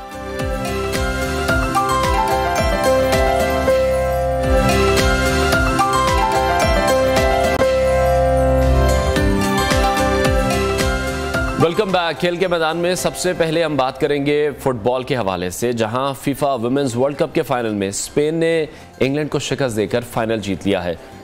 सिडनी में मैच खेला गया कल हमने देखा, और इस इवेंट के फाइनल में स्पेन ने उम्दा खेल का मुजाहरा किया और जिसके जरिए पहली मर्तबा स्पेन वुमेन्स वर्ल्ड कप का टाइटल जीता है।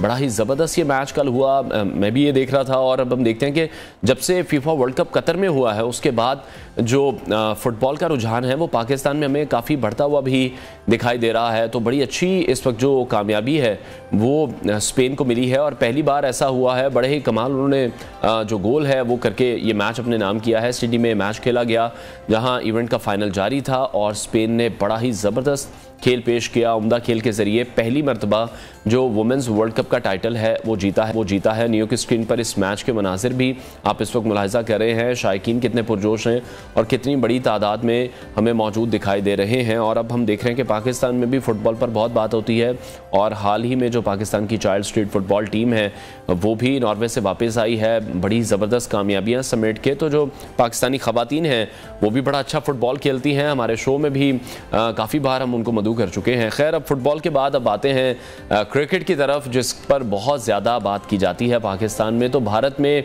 आईसीसी वर्ल्ड कप इस वक्त शेड्यूल है, जहां भारतीय क्रिकेट बोर्ड बीसीसीआई की नाअहली के बायस एक बार फिर से शेड्यूल में तब्दीली का इम्कान पैदा हो चुका है। भारतीय मीडिया का यह बताना है कि मकामी पुलिस की जानिब से जो सिक्योरिटी तहफ़्फ़ुज़ात हैं उनके बायस उन्होंने अपने हाथ खड़े कर दिए हैं और ये कहा है कि मैचेस के दौरान वक्फा नहीं है, इसलिए लगातार वो 2 दिन सिक्योरिटी नहीं दे सकते। और इस हवाले से हैदराबाद क्रिकेट एसोसिएशन ने भी बीसीसीआई को आगाह कर दिया है। अहमदाबाद का जो नरेंद्र मोदी क्रिकेट स्टेडियम है वहाँ 9 अक्टूबर को न्यूजीलैंड और नीदरलैंड्स के दरमियान मैच शेड्यूल है, जबकि 10 अक्टूबर को पाकिस्तानी टीम श्रीलंका के मद्दे मुकाबले आएगी। और इस मैच के हवाले से जो मुकामी पुलिस है उन्होंने सिक्योरिटी खदशात का इजहार कर दिया है। इससे पहले वर्ल्ड कप शेड्यूल में तब्दीली करते हुए कौमी टीम को वर्ल्ड कप में अपना दूसरा मैच श्रीलंका के साथ, जो कि पहले 12 अक्टूबर को खेलना था, वो अब 10 अक्टूबर को शेड्यूल था। अब सिक्योरिटी मसाइल के बायस फिर से तब्दीली का इम्कान जोर पकड़ रहा है। दूसरी जानिब 22 अगस्त से पाक अफगान सीरीज श्रीलंका में शुरू हो रही है और क्रिकेट शायकीन के लिए आम खबर यह है कि पाकिस्तान और अफगानिस्तान के दरमियान जो वनडे सीरीज है उसके मैचेस में शायकीन के लिए मुफ्त दाखिले का ऐलान कर दिया गया है। पाकिस्तान और अफगानिस्तान के दरमियान श्रीलंका में 3 मैचेस की सीरीज़ खेली जाएगी। तीनों वनडे मैचेस में फैंस जो हैं वो बगैर टिकट स्टेडियम में जाकर मैच देख सकेंगे। Senior sports analyst Naseem Rajput साहब ने हमें ज्वाइन किया। नसीम साहब, बहुत शुक्रिया आपके वक्त के लिए। भारतीय क्रिकेट बोर्ड पाकिस्तान के हवाले से हमने देखा कि बार बार कर रहा है, मैं बिला वजह तनकीद नहीं उन पर करना चाहूँगा, लेकिन आपको लग रहा है ये उनकी कोई नाअहली है या प्रॉपर प्लानिंग अभी भी नहीं हो सकी? बात दरअसल ये है कि जब आपकी तवज्जो दूसरी जानिब चली जाती है तो बहुत सारी चीजों से तवज्जो हट जाती है। आपकी तवज्जो इसी जानिब लगी रही, हमने पाकिस्तान खेलने नहीं जाना है, हमने पाकिस्तान को इस तरीके से पाकिस्तान क्रिकेट को डिस्टर्ब करने की कोशिश करनी है, कोई और मुख्तलिफ तरीका इख्तियार करना है जो हम देखते रहे। हम इंडिया पाकिस्तान खेलने नहीं जाएंगे, पाकिस्तान को यहाँ आना पड़ेगा, डिक्टेट करते रहे, जहाँ पे आप का दिमाग बहुत ज्यादा खराब हो जाता है। बहुत ज्यादा आप समझते हैं कि हमारे बगैर तो अब क्रिकेट चलेगी नहीं, तो आप जो अपने काम होते हैं वो करना भूल जाते हैं और ये हमें देखने को मिला। आप देखें, इससे पहले भी जब आपने एक शेड्यूल अनाउंस किया था, आपने 9 मैचेस चेंज किए, उनमें पाकिस्तान के 3 मैचेस चेंज हुए थे। तो जो आपने पहले शेड्यूल बनाया था तो कहाँ बैठ के बनाया था, क्या सोच के बनाया था? अब उसके बाद फिर आपके जहन में ये बात आई कि जी हमारा तो 15 अक्टूबर को एक त्यौहार आ रहा है और उस त्यौहार की वजह से सिक्योरिटी देना मुश्किल हो जाएगी, तो आपने पाकिस्तान का मैच, इंडिया पाकिस्तान का मैच डिस्टर्ब किया। ये तो बात हो रही थी अहमदाबाद के स्टेडियम की, लेकिन अब मामला हैदराबाद दक्कन के स्टेडियम का खड़ा हो गया, राजीव गांधी स्टेडियम का, कि वहां पर 9 तारीख को मैच खेला जाएगा, Netherland versus New Zealand, then Pakistan versus Sri Lanka. अब 2 दिन में देखिए, मैं यहाँ गया हूँ, मैंने जाके देखा है राजीव गांधी स्टेडियम भी देखा है, अहमदाबाद का स्टेडियम भी देखा है। आप यहाँ हैदराबाद के स्टेडियम में शायद इन्हें कवर देना मुश्किल हो जाएगा, ये बिल्कुल शहर के अंदर और जो रश वाला इलाका है वहां ये स्टेडियम है। ठीक है, तो हो सकता है कि इनके मसाइल मुख्तलिफ हो सकते हैं, लेकिन ये बात पहले सोचनी चाहिए। जिस तरह से रिजर्वेशंस हैं इंडियन गवर्नमेंट को, इंडियन टीम को लेकर के पाकिस्तान में उनके सिक्योरिटी के हवाले से उन्हें तहफ़्फ़ुज़ात हैं, इसी तरह से पाकिस्तानी गवर्नमेंट को भी तहफ़्फ़ुज़ात हैं कि पाकिस्तानी टीम जब वहां पर जा रही है, और अब हम उसका जो कहा जाए कि एक फ्यूचर हमें नजर आ रहा है कि जिस तरह से मैच को रीशेड्यूल किया गया था, तो आपको लग रहा है ये सब नॉर्मल है या फिर भारतीय बोर्ड जो है वह जानी कैफियत का शिकार है?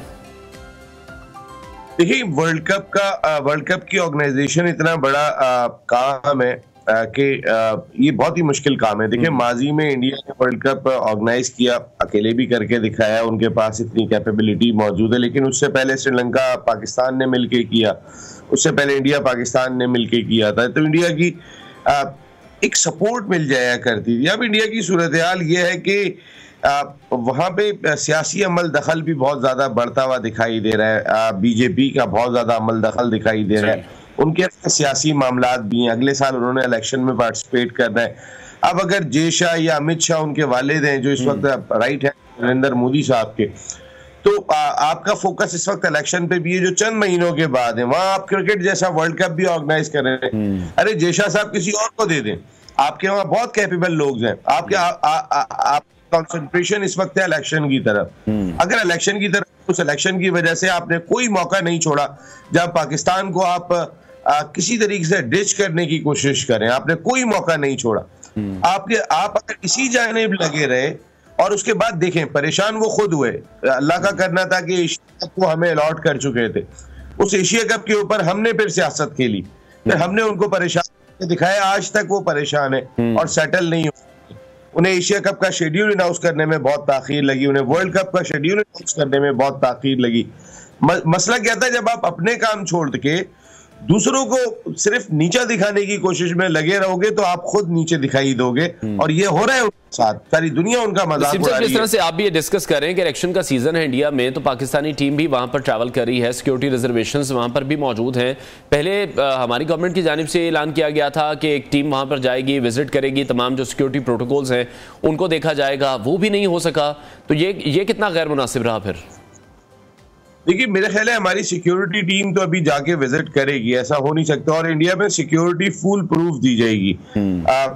ये नहीं हो सकता कि वो हमें सिक्योरिटी फराहम नहीं करेंगे, और मेरा ख्याल है शायद बाकी टीमों के मुकाबले में थोड़ी सी ज्यादा सिक्योरिटी पाकिस्तान को देना पड़ेगी। एक बहुत जिम्मेदारी वाली बात है, इसमें कोई शुबा नहीं है, लेकिन हमारे वफ्द के जाने में अभी टाइम है। असल प्रॉब्लम क्या हुई थी कि लास्ट गवर्नमेंट चेंज हो रही थी और चेयरमैन पाकिस्तान क्रिकेट बोर्ड की अपनी सूरत हाल आपके सामने के वो चेयरमैन नहीं बन सके थे, फिर एक दफा फिर उन्हें कमेटी का चेयरमैन बनाना पड़ा, मैनेजमेंट कमेटी का, तो बहुत सारे मामलात रुके थे। लेकिन शायद हमारी वजारत दाखिला इस सिलसिले में जब वो ऐलान कर चुकी है, जिस वक्त बिलावल भुट्टो साहब वजीर खारजा थे, ये ऐलान किया था कि वफ्द जाएगा, जायजा लेगा, उन्होंने यकीन दहानी मांगी भी थी, और मांगी थी इंडिया से नहीं, इंटरनेशनल काउंसिल से, कि जिनका ये इवेंट है हमें यकीन दहानी कराएं, हमारी टीम की, हमारे फैंस की, हमारे मीडिया की। लेकिन मैं समझता हूं मीडिया की तादाद भी शायद वर्ल्ड कप में कम जाएगी और शायद फैंस ना जा सके इन हालात में। मैं ठीक है नसीम साहब, पाक अफगान सीरीज की अगर हम बात करें तो श्रीलंकन जो कंडीशंस हैं वहां पर हमने देखा है कि जो स्पिनर्स हैं उनको ज्यादा फायदा होगा। अफगानिस्तान के जिस तरह से राशिद हैं या मुजीब हैं, वो पाकिस्तानी बैट्समैन के लिए काफी खतरनाक हो सकते हैं। आप बिल्कुल ठीक बात कह रहे हैं, लेकिन इसको हमें बहुत पॉजिटिव लेना चाहिए। इसलिए लेना चाहिए कि हम बिफोर एशिया कप और बिफोर वर्ल्ड कप हम 3 मैचों की सीरीज दुनिया की उस स्पिन बॉलिंग के खिलाफ खेल रहे हैं जो इस वक्त वाइट बॉल क्रिकेट में दुनिया की नंबर 1 है।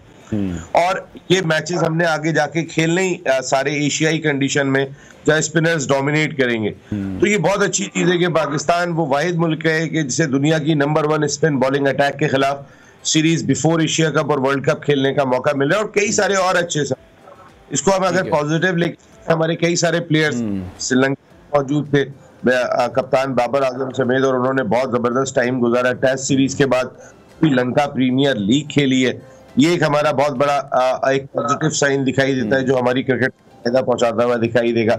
तीसरी इंपॉर्टेंट चीज ये कि हमारी टीम भी जो है ना वो एक अच्छे फ्रेम ऑफ माइंड के साथ दिखाई दे रही है टेस्ट सीरीज खेलने के बाद। तो अफगानिस्तान कहीं ना कहीं वो प्रॉब्लम क्रिएट करेंगे। अभी आपने बात कही थी कि हमन टूटा में टिकट फ्री होंगे, ये होने भी चाहिए थे। देखिए ये कप, ये वर्ल्ड कप नहीं हो रहा कि अफगान या श्रीलंकन क्राउड बड़ी तादाद में जाके ट्रैवल करेगा और मैचेस देखेगा। कोई एक दो फैमिली चली जाएंगी, कोई एक दो फैमिली अफगानिस्तान से चली जाएंगी इस सीरीज में। हो सकता है श्रीलंका में जो कप होगा वहां पे लोगों की तादाद ज्यादा होगी।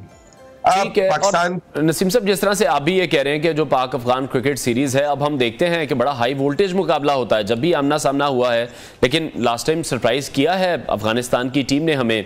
हमने जो हमारे तमाम जो मेन प्लेयर्स थे उनको हमने रेस्ट पर बिठा दिया था, और अब हम पूरी स्ट्रेंथ के साथ जा रहे हैं। ये किस तरह की अब आप देख रहे हैं हिकमत अमली है?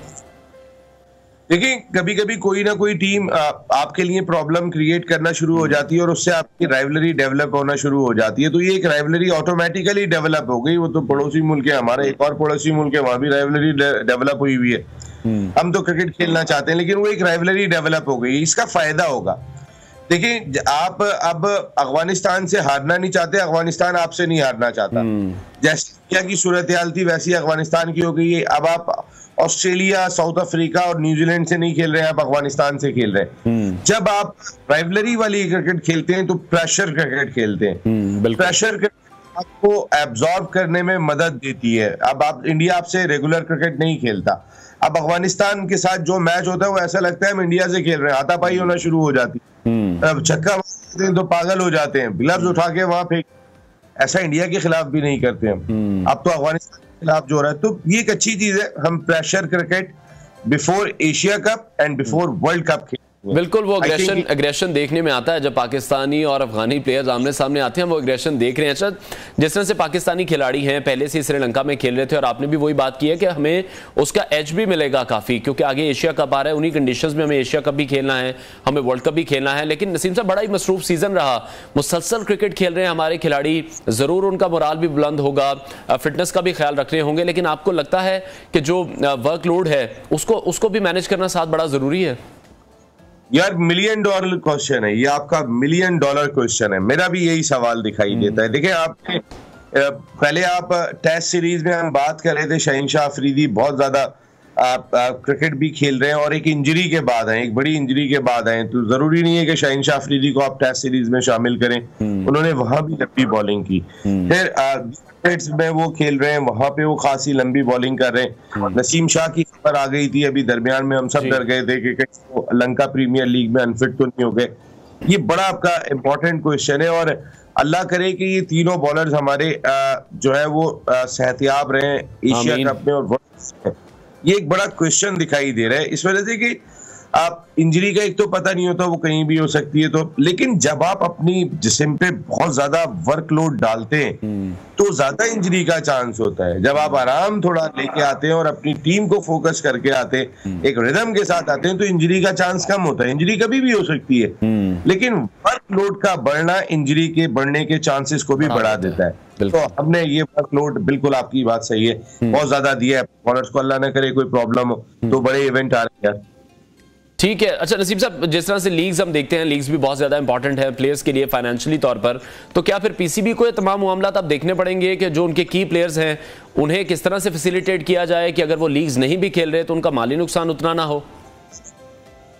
कहां तक रोकेंगे? देखिए, ये पाकिस्तान क्रिकेट बोर्ड अकेला नहीं रोक सकता। जैसन रॉय छोड़ के अमेरिका चले गए इंग्लैंड को, अब इतने पैसों की ऑफर्स हो रही है। अब पाकिस्तान क्रिकेट बोर्ड ने अपने उन प्लेयर्स को, जिनके मोस्टली प्लेयर्स जो है वो आपके पाकिस्तान सुपर लीग के रेगुलर हिस्सा होते हैं अपनी अपनी टीम का, उन बेशतर प्लेयर्स इस वक्त अमेरिका में बैठे हुए और वो एनओसी लेके भी नहीं गए। अब पाकिस्तान क्रिकेट बोर्ड उन्हें खत लिख रहा है और खत लिख के कह रहा है कि हमें जवाब दिया जाए कि आप किससे पूछ के अमेरिका गए। आपके लड़के आपसे अब नहीं रुकेंगे। ये मामला पाकिस्तान क्रिकेट बोर्ड का नहीं होगा, कल आने वाले वक्त में बांग्लादेश को भी ये प्रॉब्लम होगी, श्रीलंका को भी ये प्रॉब्लम होगी। ठीक है, ये चीज नेशनल क्रिकेट काउंसिल के सोचने की है कि हमने को और आईसीसी से रिलेटेड क्रिकेट को किस तरीके से सेपरेट रख के अच्छी तरह है। जी ठीक है, जैसे और बिल्कुल आप दुरुस्त फरमा रहे हैं, हमने देखा कि जो वेस्ट इंडीज के प्लेयर्स हैं वो बहुत ज्यादा तरजीह दिखाई देते हैं हमें इन तमाम लीग्स को लेकर। बिल्कुल सब करेंगे। देखिए ना, आपके कई सारे प्लेयर्स यहाँ से चले गए, अभी दरमियान में रिटायरमेंट लेके गए। 2 प्लेयर की जिनकी अभी क्रिकेट बाकी थी वो रिटायरमेंट लेके अमेरिका चले गए, एहसान आदिल और एक और प्लेयर का नाम था, तो ये दोनों चले गए थे यहाँ से। तो उस लिहाज से अगर हम देखें तो ये क्रिकेट अब आईसीसी को, लेकिन आईसीसी सोचने को तैयार नहीं है। हर लीग पैसा देती है। अब हम पता है किस बात पे खुश होंगे? अब हम इस बात पे खुश होंगे कि जो हमारा खिलाड़ी खेलने जाएगा वो टीम इंतजामिया जिस लीग की भी होगी वो हमें $10,000 देगी, कोई हमें 25,000 देगी, हम वो पैसे लेके खुश हो जाएंगे। लेकिन हमारा लड़का जो बहुत ज्यादा, अब देखिए लड़कों का भी फाइनेंस, उनका पेट जुड़ा हुआ है यार। हर लड़का पाकिस्तान नहीं खेलता, हर लड़का इंडिया नहीं खेलता, लेकिन इंडिया में ऑप्शंस मौजूद हैं। उनकी डोमेस्टिक क्रिकेट उनको 1.5 करोड़ रुपया महीने का दे रही होती है। हमारी डोमेस्टिक क्रिकेट दे क्या रही होती है? हम कभी डिपार्टमेंट बंद कर, कभी कोई और चीज ले आते हैं। तो उस लिहाज से हमारे में और बाकियों में फर्क है। हमें यहाँ पे कैसे अपने खिलाड़ियों के इंसेंटिव्स का ख्याल करना है, ये भी पीसीबी को सोचना होगा और बचाना होगा पाकिस्तान क्रिकेट को। ये गलत डायरेक्शन में जा रही है। ठीक है, बहुत शुक्रिया। Senior sports analyst Naseem Rajput हमारे साथ इन कॉन्वर्सेशन थे और उनसे कहना था कि जो लीग्स का मामला शुरू हो चुका है वो अब जो तमाम क्रिकेट बोर्ड्स हैं उनको वो देखना पड़ेगा, क्योंकि जो प्लेयर्स हैं वो उनको भी अपने फाइनेंशियल इश्यूज़ देखने हैं और जो तमाम टीमें हैं, तमाम प्लेयर्स हैं, उनके लिए भी शायद बहुत ज़्यादा इंपॉर्टेंट है कि वो वर्कलोड को मैनेज करते दिखाई दें। आगे बढ़ते हैं और आपको बताएं कि आज़ादी के महीने यानी कि अगस्त की मुनासबत से पंजाब यूनिवर्सिटी की आर्ट गैलरी में कायद-ए-आज़म को ट्रिब्यूट पेश करने के लिए एक एग्जीबिशन लगाई गई थी जिसका उन्वान था कि हक तो ये है कि हक अदा ना हो। फलक चौहान आज इसी हवाले से वहाँ मौजूद हैं और अली अज़मत की इस काविश के बारे में भी हम इस पर बात करेंगे। खुसूसी रिपोर्ट देखते हैं। रंगों से खेलने का फन तो अक्सर लोगों को आता है और बहुत सारे लोग इसके शाहकार भी बना देते हैं। और आज मैं मौजूद हूँ एक ऐसी ही नुमाइश में, आर्ट एग्जीबिशन में, जहाँ पर अगस्त के हवाले से पाकिस्तानियत मनाई जा रही है। जी हाँ, पाकिस्तानियत मैंने इसलिए कहा है क्योंकि सोशल मीडिया पे तो हम देख ही रहे हैं कि बहुत सारे लोग कैंपेन का हिस्सा भी हैं। कैंपेन इंटरनेशनली भी चलाई जा रही है कि पाकिस्तान में महंगाई बहुत है, मसले मसाइल बहुत हैं, जिसकी वजह से आपको मुल्क छोड़ के कहीं और जाके बसना चाहिए। लेकिन ऐसा पाकिस्तानी होने के नाते हमें नहीं करना चाहिए, बल्कि इस मुश्किल की घड़ी में पाकिस्तानी होने का सबूत देना चाहिए और इस मुल्क में रह के इस मुल्क का नाम रोशन करना चाहिए, इस मुल्क की खिदमत करनी चाहिए। कुछ ऐसे फन पारे भी मौजूद हैं जिस पर चारकोल की मदद से कायद-ए-आज़म के पोर्ट्रेट्स भी बनाए गए हैं। इसके अलावा कुछ पेंटिंग्स भी हैं। तो आइए चलते हैं और हम कुछ विजिट भी करते हैं। तो हमारे साथ मौजूद हैं इसी एग्जीबिशन के आर्टिस्ट अली अज़मत साहब, जिनसे हम ये टैगलाइन का ज़रूर पूछेंगे कि उन्होंने ये टैगलाइन क्या सोच के रखी है, इसके पीछे सोच क्या थी। पहले तो मुझे ये टैगलाइन हक तो ये है कि हक अदा ना हो, ये क्या सोच थी इसके पीछे? ये असल में ये गालिब का एक मिसरा है जिसका पहला मिसरा है कि जान दी हुई उसी की थी, हक तो ये है कि हक अदा ना हुआ। इसको मैंने पैट्रियोटिज़म महब्बुल वतनी में लिया है और साथ में मैंने अपने काम से भी रिलेट किया है कि जो मैंने काम किया है, कायद को पेंट किया है, कायद की इतनी तस्वीर बनाई हैं, तो वो क्या मैं अपना हक अदा कर सका हूँ। तो आपकी मौजूदगी का हम फ़ायदा उठाएंगे और आप हमें अपने कैनवस, अपना आर्ट दिखाएं और साथ साथ फिर हम आपसे बात भी करेंगे। अच्छा, मुझे अपनी ये वाला जो आपका एक कैनवस है इसके बारे में बताइएगा कि ये आपने कितने दिनों में कंप्लीट किया और ये इसकी क्या डिटेल है? ये टोटल मेरे शो में total number of art works are 29 और ये 29 जो काम है ये मैंने ऑलमोस्ट 2 साल में मुकम्मल किए और मेरा प्लान ये था कि हम इसको 14 अगस्त पे लॉन्च करेंगे। और दूसरी बात है कि हमारा ये चूँकि ट्रैवलिंग शो है तो यहाँ से हमने आगाज़ किया अगस्त के महीने में, आज़ादी के महीने में, फिर हम इसको इस्लामाबाद लेके जा रहे हैं। इस्लामाबाद से हमारा प्लान है कि इसको हम पाकिस्तान के मुख्तलिफ़ शहरों, बड़े शहरों में इसको ट्रैवल कराएँ, इसको लेके जाएँ, लोग देखें, लोग जो कायद से थोड़ा सा दूर हो गए हैं वो वाली अटैचमेंट फ़ील करें, इमेज को देखें। तो बस इसके पीछे ये एक मकसद था। और ये जो आप काम देख रहे हैं ये कंप्रेस चारकोल कहते हैं इसको और ये शीट के ऊपर किया है। अच्छा, शीट के ऊपर आपने किया है। ओके अच्छा, ये चारकोल वाली एक स्केच है जो इन्होंने शीट के ऊपर की है और इसको कंप्लीट करने में, इन सब फन पारों को कंप्लीट करने में 2 साल का अरसा लग चुका है इनको। और ये वाला भी चारकोल का है? ये भी कंप्रेस चारकोल, ठीक है, ये भी कंप्रेस। आगे चलते हैं और कुछ और भी पेंटिंग्स हैं, वो भी हम साथ साथ देखते हैं।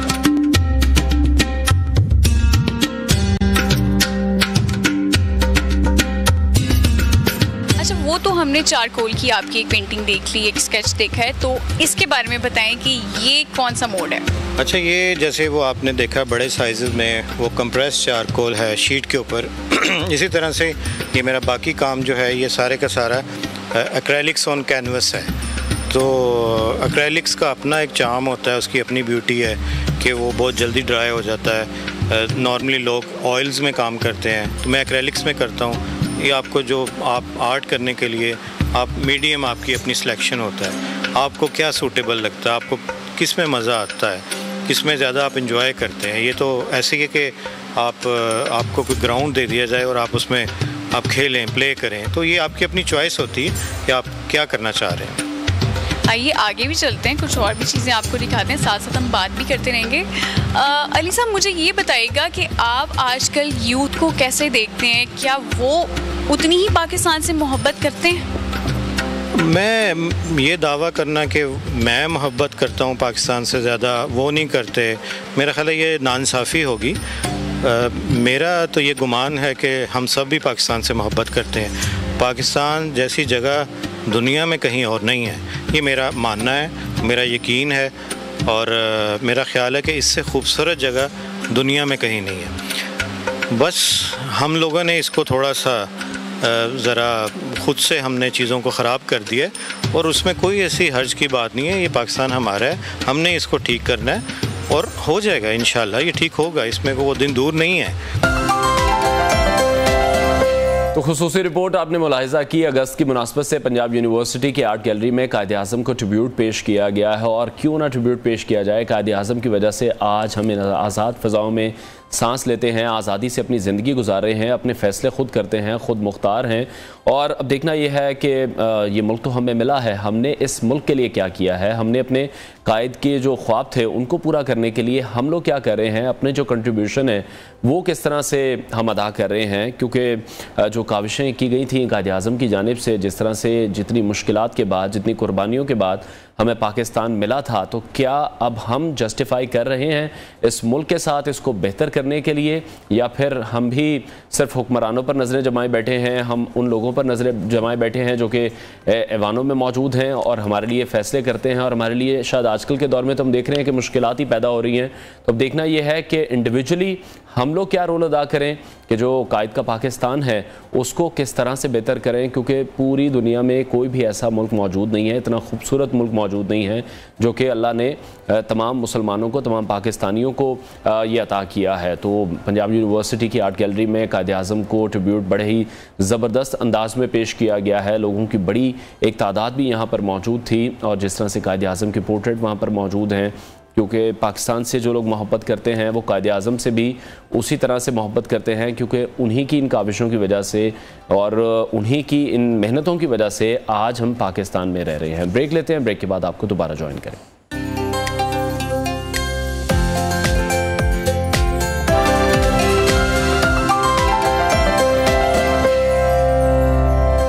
वेलकम बैक नाजरीन। खेल के मैदानों से पाकिस्तानियों की लगातार कामयाबियों की खबरें तो हम आपको बताते ही रहते हैं, क्योंकि मुसलसल जो बैनुल-अक़वामी इवेंट्स हैं वहाँ पर हम देख रहे हैं कि काबिल फ़ख्र पाकिस्तानी मुसलसल मुल्क और कौम का नाम रोशन कर रहे हैं। हम अपने प्रोग्राम में ऐसे बहुत से एथलीट्स को मदऊ कर चुके हैं। लास्ट वीक हमारे साथ आयत आसमी मौजूद थी जो कि शतरंज का एक मुकाबला जीत कर पाकिस्तान वापस लौटी थी, और उसके बाद हमजा खान स्कॉश में पाकिस्तान का नाम रोशन कर चुके हैं। और इसके साथ साथ स्ट्रीट चार्ट फुटबॉल टीम जो है वो नॉर्वे गई थी और वहाँ पर वो रनर अप रहे हैं। बड़ी ज़बरदस्त जो काविशें हैं हमारे एथलीट्स की इस वक्त जारी हैं। जब हम बात करते हैं कि पाकिस्तान में सिर्फ क्रिकेट की बात होती है, तो ऐसा बिल्कुल भी नहीं है। पाकिस्तान के जो डिफरेंट स्पोर्ट्स हैं, पाकिस्तानी जो प्लेयर्स हैं वो इंटरनेशनल लेवल पर जाकर पाकिस्तान का नाम रोशन कर रहे हैं, और वसाइल की कमी के बावजूद भी जो उनकी परफॉर्मेंस है वो बड़ी ही ज़बरदस्त है। तो हम बात करें आज पाकिस्तान के हमजा अमीन की, जिन्होंने ऑस्ट्रिया में मुनक्किदा Austrian National Open Golf Championship में कामयाबी हासिल की है।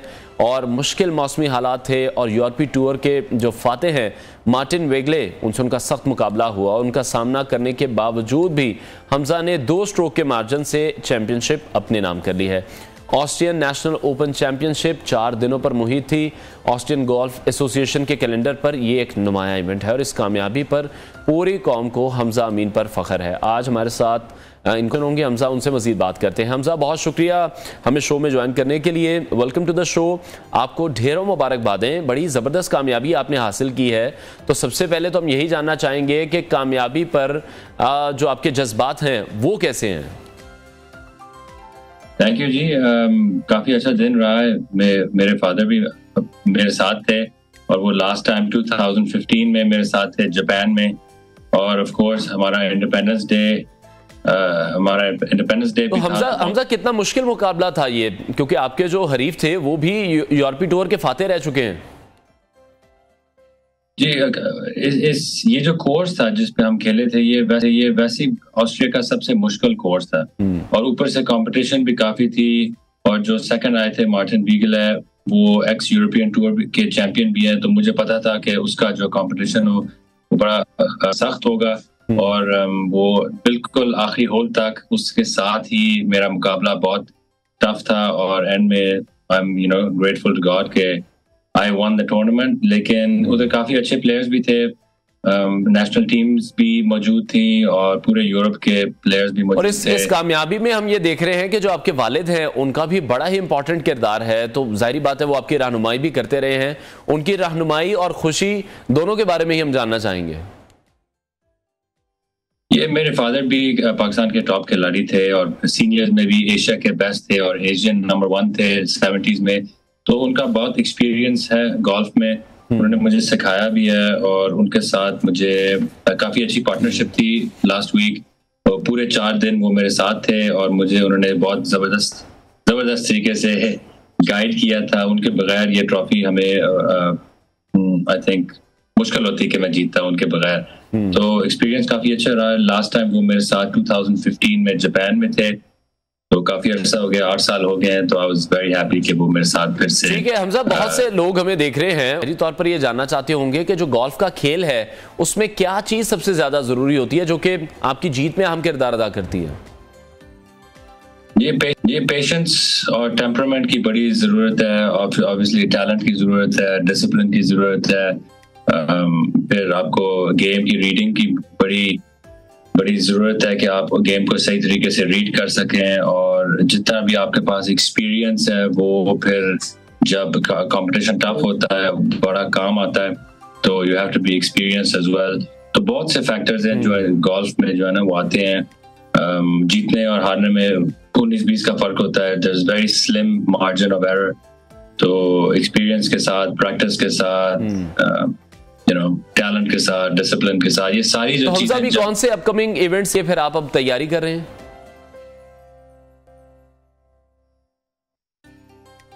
ये इंशाल्लाह मेरा नेक्स्ट इवेंट वो पाकिस्तान ओपन होगा। वो इस दफा कराची में खेला जा रहा है, बैरियर टाउन के गोल्फ क्लब में। पहली बार हम उधर खेल रहे हैं बैरियर टाउन गोल्फ क्लब में। तो I am looking forward to it. मैं कभी उधर खेला भी नहीं हूँ, तो देखते हैं इस दफा कोर्स की कंडीशंस कैसी हैं। मुकाबला तो फियर्स होगा, मुझे पता है। हमारे टॉप खिलाड़ी पाकिस्तान के उधर मौजूद होंगे, मोहम्मद शबीर, मोहम्मद मुनीर, अहमद बेग। तो कंपटीशन आजकल जिधर भी आप जाते हैं दुनिया में कंपटीशन टफ होता है। और पाकिस्तान में जो है ना हमारा टैलेंट पूल बढ़ रहा है, प्राइज मनी बढ़ रही है और नंबर ऑफ प्रोफेशनल्स भी बढ़ रहे हैं। तो इसके साथ साथ कंपटीशन भी बढ़ रहा है। और हमारा जो टूर्नामेंट कैलेंडर है अभी for the calendar year there are over 23 tournaments। एक कॉन्सेप्ट है, हम ये सुनते हैं कि जो गोल्फ है वो तो अमीरों का खेल है। पाकिस्तान में जिस तरह से हम बात करते हैं क्रिकेट की या फुटबॉल की बात करते हैं, क्योंकि ये 2 खेल ऐसे हैं जो कि पाकिस्तान में बहुत ज्यादा मकबूल हैं। तो ऐसे में गोल्फ को आप किस तरह से देख रहे हैं, किस तरह से मकबूलियत मिल सकती है? क्योंकि ज्यादा गोल्फ कोर्स तो मौजूद नहीं है जो कि आम आवाम की जहां पर रसाई हो। आपने सही कहा तो है कि अमीरों का खेल है, लेकिन अभी जो है ना there are people from the middle class as well and जिन लोगों के पास अपॉर्चुनिटी नहीं है उनको अपॉर्चुनिटी मिल रही है डिफरेंट एवेन्यूज के थ्रू। लेकिन ये सिर्फ पाकिस्तान में नहीं है, अमीरों का खेल पूरी दुनिया में ऐसा है, तो थोड़ा सा स्टिग्मा तो है, लेकिन अभी there are different avenues that you know are being put in place ताकि ये this game is growing amongst the. ठीक है, अच्छा ये तो सारी स्पोर्ट्स से मुतालिक, आपकी जीत से मुतालिक, आखिर में हम जानना चाहेंगे कुछ आपकी पर्सनल लाइफ के बारे में कि उशना शाह से जब से आपकी शादी हुई है तो उसके बाद आप क्या देख रहे हैं, क्या जिंदगी में तब्दीली आई, और साथ ही साथ ये भी बताइएगा कि ये जो इवेंट आपने जीता है उशना थी आपके साथ? जी, उनको तो शादी से पहले गोल्फ के बारे में इतना नहीं पता था, उनको मैं काफी दफा लेके भी गया हूँ, वो काफी अच्छी खेलती भी हैं और मुझे हर मैच में ऑफ कोर्स वो फॉलो करती हैं। राउंड के बाद हमारी बात होती है कि आज कैसा दिन रहा है और कैसा मैं खेल रहा हूँ वगैरह वगैरह, तो वो मुझे बहुत सपोर्ट करती हैं और कभी कभी वो मेरे साथ ट्रैवल भी करती हैं मैचेस पे, तो उनको जो है ना अभी गोल्फ के बारे में बहुत सब शुक्रिया कुछ पता है। हमारे साथ इन कॉन्वर्सेशन थे, बहुत बहुत आपको मुबारकबाद हो और हमारी बेस्ट विशेष हैं आपके अपकमिंग टूर्नामेंट्स के लिए। ब्रेक लेते हैं, ब्रेक के बाद आपको दोबारा ज्वाइन करेंगे, साथ रहिए।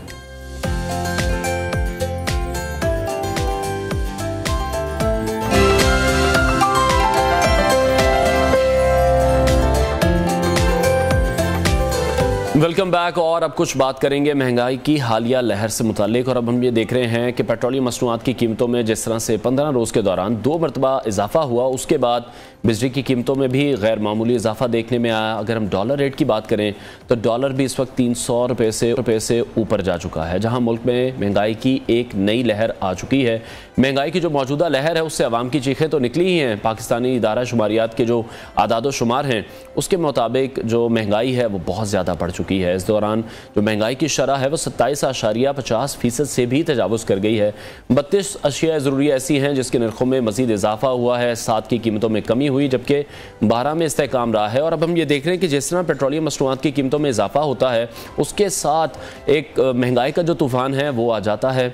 मार्केट में जिस चीज़ का भी आप रेट पूछते हैं तो आपको यही बताया जाता है कि पेट्रोलियम मसनूआत में जिस तरह से इजाफा हुआ है, एक महीने के अंदर हमने देखा है तकरीबन 40 रुपये फ़ी लीटर का इजाफा हुआ है।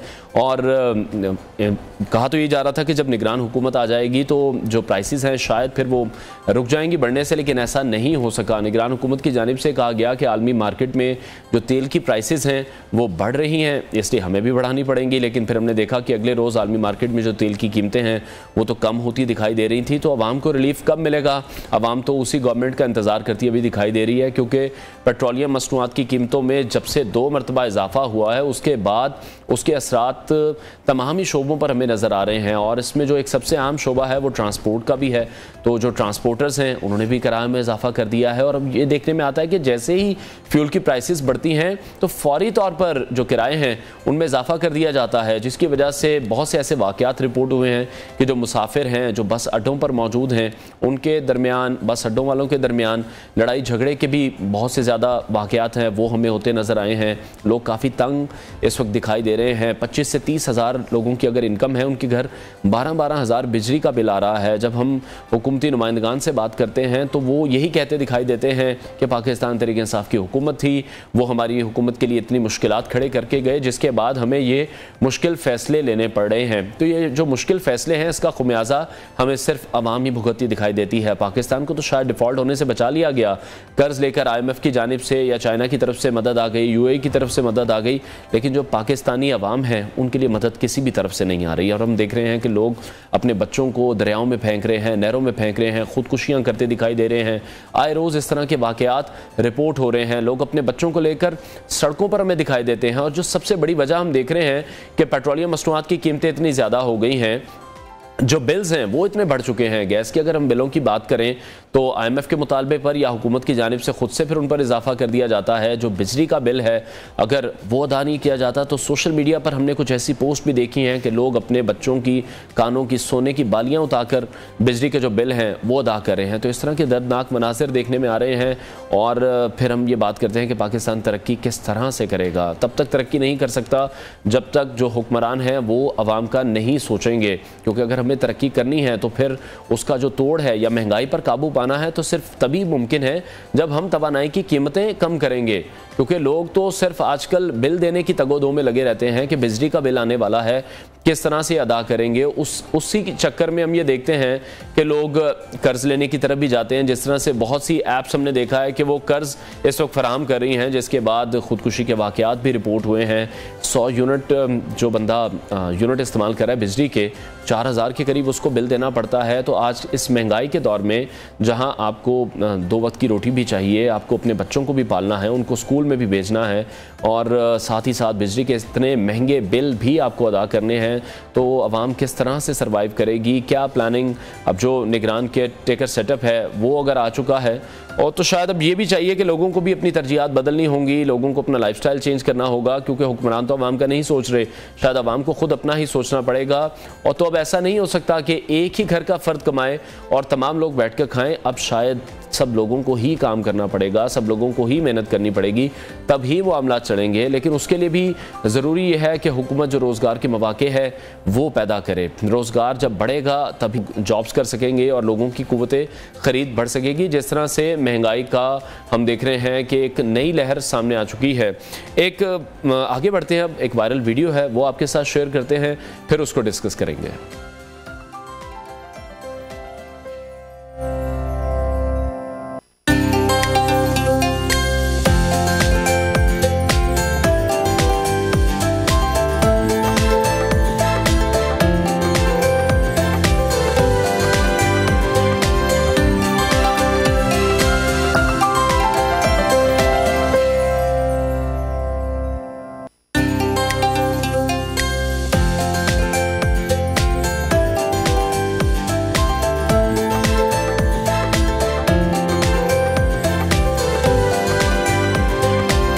अच्छा जी, वीडियो देख के मुझे वाकया याद आ गया 2014 का, जब मैं भी दुबई में था और मैंने खुद भी स्काई डाइव की थी। तो ये बड़ा ही एक ख़तरनाक काम है, आसान काम बिल्कुल भी नहीं है, लेकिन शौक़ का कोई मोल नहीं होता। तो मुझे भी बड़ा शौक़ था, मैंने भी ये एक्सपीरियंस किया हुआ है। लेकिन इस उम्र में ये एक्सपीरियंस करना ये अपने आप में एक बहुत बड़ी बात है। बग नामी ये अमरीकी खातून है जिन्होंने साबिक अमरीकी सदर जॉर्ज H.W. बुश से मुतासिर होकर अपनी 90वीं सालगिरह पर स्काई डाइविंग के इस दरीना शौक़ को पाया तकमील तक पहुँचाया है।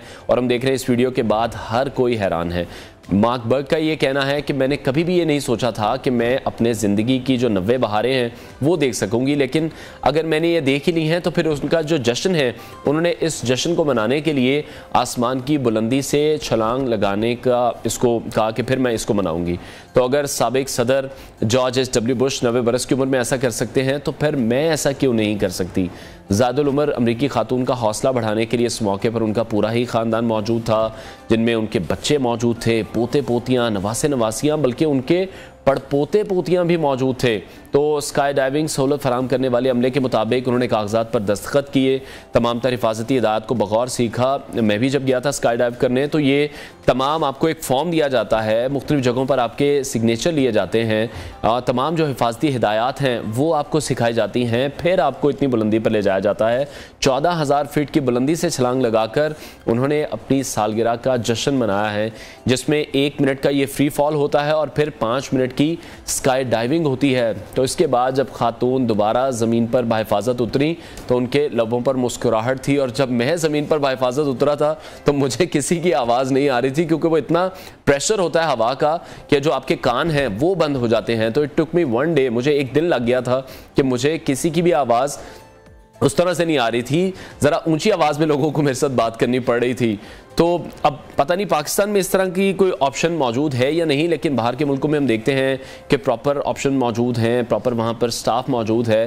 तो जो स्काई डाइविंग जैसा मुहिम जो तजर्बा हासिल करने वाली ये ज़्यादुल उमर खातून है, उन्होंने मीडिया से बात करते हुए कहा और दीगर देखने वालों को भी ये पैगाम दिया कि आप जो करना चाहते हैं वो करें जब तक आप ये कर सकते हैं, क्योंकि इसके लिए बड़ी हिम्मत चाहिए होती है। जब आप उस जहाज़ में मौजूद होते हैं और जब आप नीचे देखते हैं कि नीचे क्या मनाजिर हैं, जैसे कि मैंने देखा था पूरा दुबई वहाँ से नज़र आ रहा था, तो उस वक्त जो दिल की धड़कन है वो बहुत ज़्यादा तेज़ हो जाती है, बिकॉज आप एक ऐसा काम करने जा रहे हैं जो ख़तरात से भरपूर है। पैराशूटर एक आपके साथ मौजूद तो होता है जो कि बहुत ज़्यादा ट्रेंड है, वेल एक्सपीरियंस्ड है, but obviously it depends on your luck, क्योंकि पैराशूट हमने देखा है कई बार लोगों के नहीं भी खुलते हैं, तो ये बड़ा ख़तरनाक किस्म का काम है। लेकिन इसमें मज़ा बहुत आता है, बहुत रेयर होता है कि इस तरह का कोई वाक़या पेश आए, बहुत ही कम ऐसे वाक़यात रिपोर्ट हुए हैं।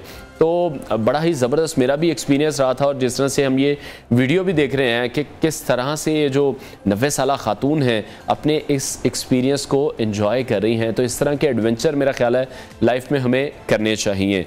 प्रोग्राम का वक्त ख़त्म हुआ है नाज़रीन, इंशाल्लाह कल आपसे बात करेंगे। अपना बहुत सारा ख्याल रखिएगा। अल्लाह हाफ़िज़।